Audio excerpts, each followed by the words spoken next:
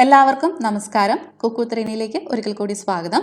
ഞാനിന്ന് വന്നിരിക്കുന്നത് പനീർ ബട്ടർ മസാലയുടെ റെസിപ്പി ആയിട്ടാണ്. അപ്പം നമ്മളെല്ലാവരും തന്നെ ഒരിക്കലെങ്കിലും കഴിച്ചിട്ടുള്ളൊരു ഡിഷാവും പനീർ ബട്ടർ മസാല.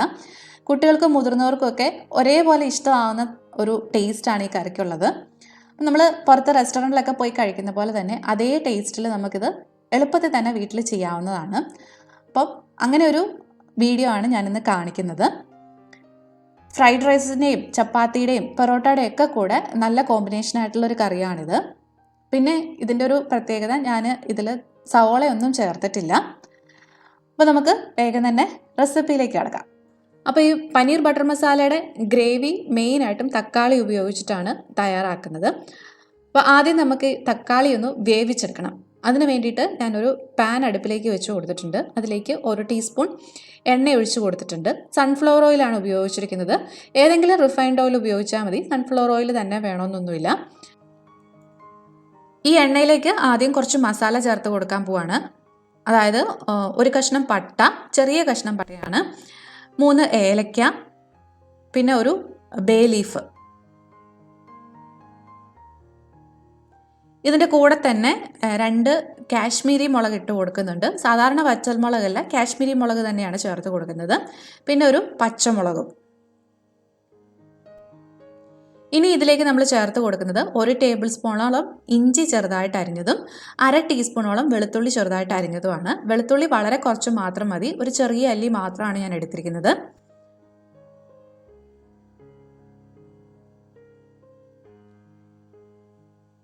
ഇനി നമുക്ക് ഇതിലേക്ക് കുറച്ച് കശുവണ്ടി ചേർത്ത് കൊടുക്കണം. നമ്മുടെ കറിക്ക് നല്ല ടേസ്റ്റും അതുപോലെ തന്നെ കൊഴുപ്പും കിട്ടാനാണ് കശുവണ്ടി ചേർത്ത് കൊടുക്കുന്നത്. 1/4 കപ്പിനും 1/2 കപ്പിനും ഇടയ്ക്ക് കശുവണ്ടിയാണ് ചേർത്തിരിക്കുന്നത്. അതിൻ്റെ കൂടെ തന്നെ 2 ടീസ്പൂണോളം കാശ്മീരി മുളക് പൊടിയും കൂടെ ചേർത്തിട്ടുണ്ട്. ഇനി നമ്മൾ ഇതിലേക്ക് ചേർത്ത് കൊടുക്കുന്നത് തക്കാളിയാണ്. അപ്പം 3 വലിയ തക്കാളിയാണ് ഞാൻ എടുത്തിരിക്കുന്നത്. ഇതുപോലെ ചെറിയ കഷ്ണങ്ങളാക്കി മുറിച്ചിട്ടാണ് ചേർത്ത് കൊടുക്കുന്നത്. 3 വലിയ തക്കാളി എന്ന് പറഞ്ഞാൽ 1/2 കിലോ തക്കാളിയാണ് ഉണ്ടായിരുന്നത്. അപ്പോൾ നന്നായിട്ട് പഴുത്ത തക്കാളി എടുക്കുകയാണെങ്കിൽ അതായിരിക്കും നല്ലത്. ഒത്തിരി പുളി വന്നു കഴിഞ്ഞാൽ നമ്മുടെ ആ കറിയുടെ ടേസ്റ്റ് കുറച്ച് മാറിപ്പോകും. അപ്പം തക്കാളി നന്നായിട്ട് പഴുത്ത, അധികം പുളിയില്ലാത്ത തക്കാളി എടുക്കുക. ഇനി ഇതിലേക്ക് നമുക്കൊരു 1/2 കപ്പ് വെള്ളം കൂടി ഒഴിച്ചിട്ട് മീഡിയം ഫ്ലെയിമിൽ മൂടി വെച്ച് നന്നായിട്ടൊന്ന് വേവിച്ചെടുക്കണം. അപ്പം ഈ തക്കാളിയൊക്കെ വെന്ത് ഉടഞ്ഞ് കിട്ടണം, അതുപോലെ തന്നെ ഈ വെള്ളമെല്ലാം ഒന്ന് പറ്റി കിട്ടണം. അപ്പോൾ നമുക്കൊന്ന് മൂടി വെച്ച് കൊടുക്കാം. ഇടയ്ക്ക് ഈ മൂടി തുറന്ന് ഒന്ന് ഇളക്കി കൊടുക്കാനായിട്ട് വിട്ടുപോകരുത്.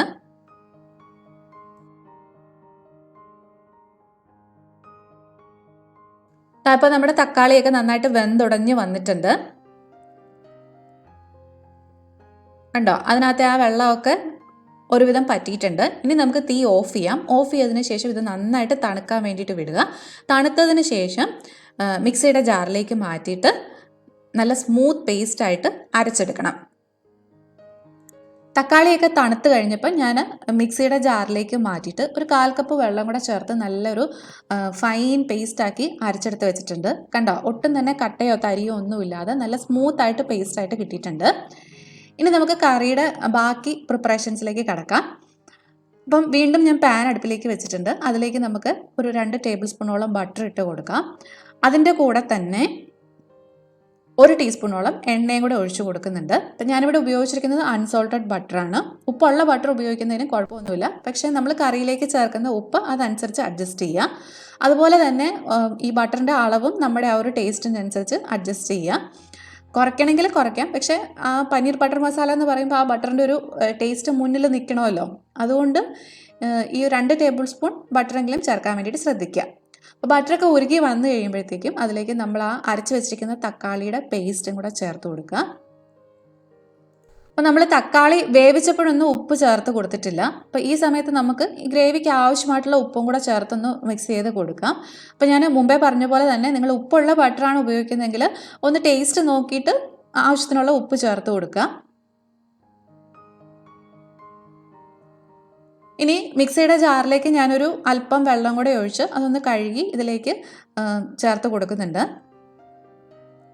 അപ്പോൾ അതും കൂടെ നന്നായിട്ടൊന്ന് യോജിപ്പിച്ച് കൊടുത്തിട്ട് തീ ലോ ഫ്ലെയിമിലേക്ക് മാറ്റി മൂടി വെച്ച് ഒരു 5 മിനിറ്റോളം നമുക്കിതൊന്ന് കുക്ക് ചെയ്തെടുക്കാം. എന്തെങ്കിലുമൊക്കെ ഒരു പച്ചക്കുത്തുണ്ടെങ്കിൽ അതൊന്ന് മാറാനും ഒപ്പം നന്നായിട്ട് എണ്ണയൊക്കെ തെളിഞ്ഞ് വരാനും കൂടിയാണ്. ഇടയ്ക്ക് തുറന്ന് ഇളക്കി കൊടുക്കാൻ വേണ്ടിയിട്ട് മറന്നു പോകരുത്.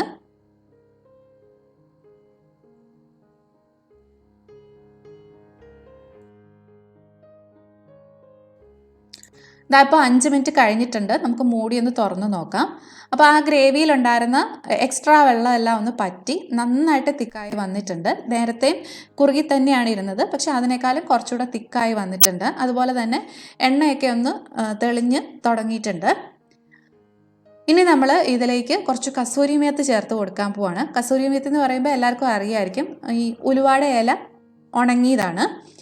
അപ്പം 1.5 ടീസ്പൂൺ കസൂരി മേത്തിയാണ് ഞാൻ എടുത്തിരിക്കുന്നത്. അത് നമ്മുടെ കയ്യിലേക്ക് ഇട്ടിട്ട് നന്നായിട്ടൊന്ന് തിരുമിയിട്ട് വേണം ഇതിലേക്ക് ചേർത്ത് കൊടുക്കാൻ വേണ്ടിയിട്ട്.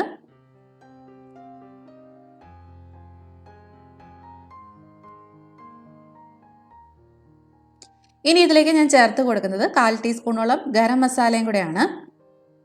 ഇത് രണ്ടും ചേർത്ത് നന്നായിട്ട് മിക്സ് ചെയ്ത് കൊടുക്കുക.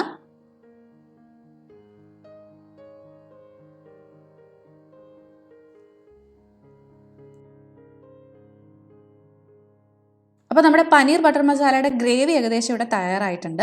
ഇതിലേക്ക് നമ്മളിനി പനീർ ചേർത്ത് കൊടുക്കാൻ പോവാണ്. അപ്പോൾ 350 ഗ്രാം ഫ്രോസൺ പനീറാണ് ഞാനിവിടെ എടുത്തിരിക്കുന്നത്. ഇതുപോലെ ക്യൂബ്സ് ആക്കി മുറിച്ചെടുത്തിരിക്കുന്നതാണ്. ഫ്രോസൺ തന്നെ വേണമെന്നൊന്നുമില്ല, ഫ്രഷ് പനീർ ആണെങ്കിലും ഇതിലേക്ക് ചേർത്ത് കൊടുക്കാം. പനീർ ചേർത്തിട്ട് നന്നായിട്ടൊന്ന് യോജിപ്പിച്ചെടുക്കുക.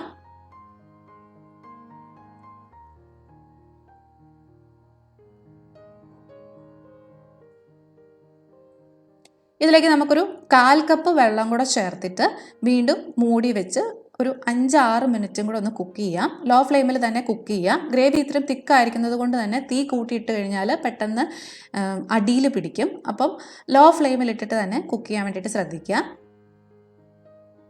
പനീർ വേഗം തന്നെ വെന്ത് കിട്ടും. ഒത്തിരി നേരം കുക്ക് ചെയ്ത് കഴിഞ്ഞാൽ ആ പനീർ സോഫ്റ്റ് ആയിട്ടിരിക്കില്ല, അതിൻ്റെ ആ ഒരു ടെക്സ്ചറേ മാറിപ്പോവും.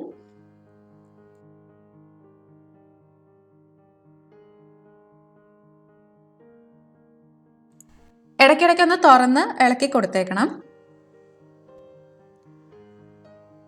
അങ്ങനെ നമ്മുടെ പനീർ ബട്ടർ മസാല ഇവിടെ ഏകദേശം റെഡി ആയിട്ടുണ്ട്. ഇപ്പം ശ്രദ്ധിച്ചാൽ അറിയാം, ആ ബട്ടറൊക്കെ നന്നായിട്ട് തെളിഞ്ഞ് മുകളിൽ വന്നിട്ടുണ്ട്.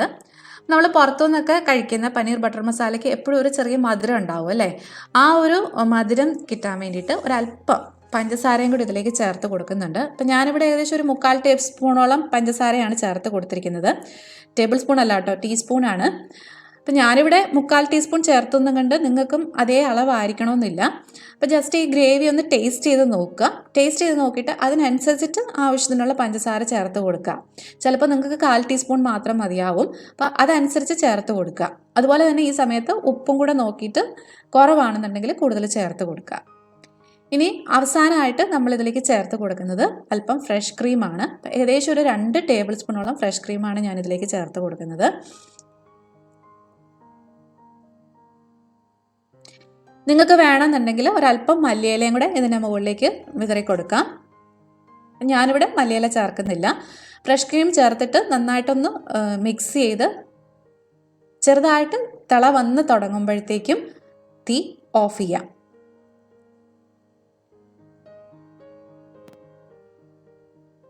ഒരുപാടിട്ട് തിളപ്പിക്കേണ്ട ആവശ്യമില്ല.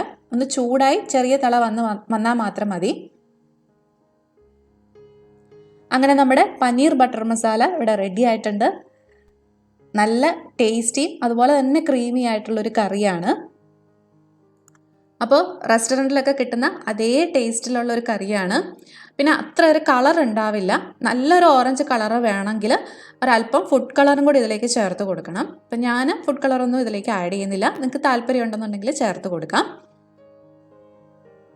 അപ്പം എല്ലാവരും ഇത് വീട്ടിൽ ട്രൈ ചെയ്ത് നോക്കുക. ട്രൈ ചെയ്ത് നോക്കിയിട്ട് തീർച്ചയായിട്ടും നിങ്ങളുടെ ഫീഡ്ബാക്ക്സ് എന്നെ അറിയിക്കാൻ മറന്നു പോകരുത്. മെയിൽസ് ആയിട്ടോ കമൻസ് ആയിട്ടോ ഒക്കെ നിങ്ങൾക്ക് എന്നെ അറിയിക്കാം. അതുപോലെ തന്നെ റെസിപ്പി ഇഷ്ടമായിട്ടുണ്ടെങ്കിൽ മറക്കാതെ ലൈക്ക് ചെയ്യുകയും ഷെയർ ചെയ്യുകയും ചെയ്യണേ. ഒപ്പം സബ്സ്ക്രൈബ് ചെയ്യാത്തവരാണെങ്കിൽ സബ്സ്ക്രൈബ് ചെയ്യാനും വിട്ടു പോകണ്ട. സബ്സ്ക്രൈബ് ചെയ്യുമ്പോൾ അടുത്തുള്ള ബെൽ ഐക്കണും കൂടെ ഒന്ന് ക്ലിക്ക് ചെയ്തേക്കണം. അതിൻ്റെ ഒപ്പം തന്നെ ഓൾ എന്നൊരു ഓപ്ഷൻ ഉണ്ടാവും, അതും കൂടെ ഒന്ന് എനേബിൾ ചെയ്യണം. എന്നാലേ ഉള്ളൂ ഞാൻ ഫ്യൂച്ചറിലിടുന്ന വീഡിയോസിൻ്റെ നോട്ടിഫിക്കേഷൻസ് നിങ്ങൾക്ക് വരികയുള്ളൂ. അപ്പോൾ വീണ്ടും മറ്റൊരു റെസിപ്പി ആയിട്ട് കാണാം. അതുവരെ ബൈ ബൈ. Thank you.